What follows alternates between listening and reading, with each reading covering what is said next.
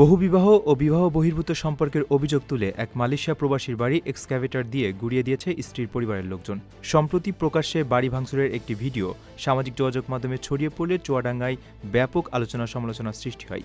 ভিডিওতে দেখা যায় দিন দুপুরে একদল মানুষের উপস্থিতিতে খননযন্ত্র দিয়ে বাড়িটি ভেঙে ফেলা হচ্ছে, অথচ উপস্থিত কেউ তাতে বাধা দিচ্ছেন না। দেখা যায় ভাঙা বাড়ির ধ্বংসস্তূপের উপর বসে কাঁদছেন প্রবাসী রফিকুলের ষাটোর্ধ্ব মা আয়েশা খাতুন।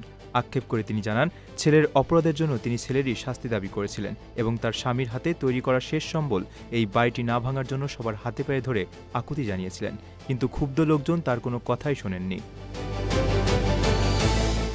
স্থানীয় সূত্রে জানা যায়, প্রবাসী রফিকুল ইসলামের দাম্পত্য জীবন নিয়ে দীর্ঘদিনের জটিলতাই এই ঘটনার মূল কারণ। কয়েক বছর আগে একই গ্রামের সোনিয়া খাতুনকে বিয়ের পর তাদের পরপর দুবার বিবাহ বিচ্ছেদ হয়। এরপর প্রায় এক বছর আগে পারিবারিকভাবে রিমা খাতুনকে বিয়ে করেন রফিকুল। কিন্তু সম্প্রতি এলাকায় খবর ছড়িয়ে পড়ে যে রফিকুল গোপনে তার সাবেক স্ত্রী সোনিয়াকে আবারও বিয়ে করেছেন এবং চিকিৎসার কথা বলে বাড়ি থেকে বেরিয়ে তাকে নিয়েই মালয়েশিয়া পাড়ি জমিয়েছেন। এই খবর পেয়ে রিমা খাতুনের স্বজনেরা চরম ক্ষুব্ধ হয়ে ওঠেন।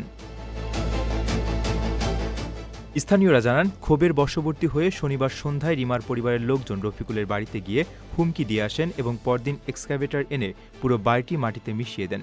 রিমা খাতুনের মামা মঞ্জুর হোসেন ক্ষোভের বিষয়টি স্বীকার করে জানান, রফিকুলের কর্মকাণ্ডে গ্রামের অনেকেই ক্ষুব্ধ ছিলেন, তবে এভাবে কারো বাড়িঘর ভেঙে দেওয়াটা অনুচিত হয়েছে।